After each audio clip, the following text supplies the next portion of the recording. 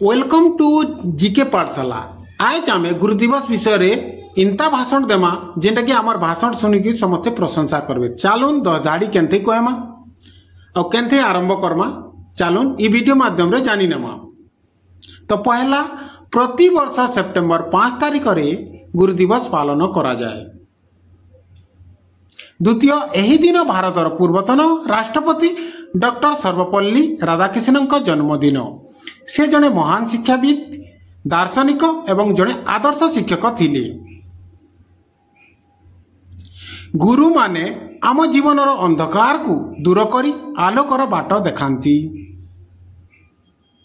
से माने आमको ज्ञान देवा सहित श्रृंखला और मूल्यबोध विषय रे शिक्षा दियंती। गुरु माने आम भविष्य गठन रे गुरुत्वपूर्ण भूमिका ग्रहण करती।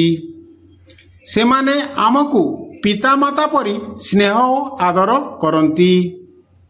आमर गुरुजन मानंकु सम्मान देवा आमर कर्तव्य।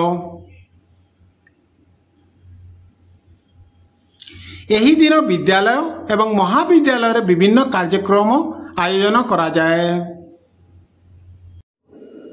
एही दिन रे आमे आमर समस्त शिक्षक और शिक्षयित्री को सम्मान जणाई थाउ एवं तांकु धन्यवाद देई थाउ। एही परि भाबरे जदि आमे गुरु दिवस विषय रे भाषण देबा ताले समस्ते प्रशंसा करि पारिबे।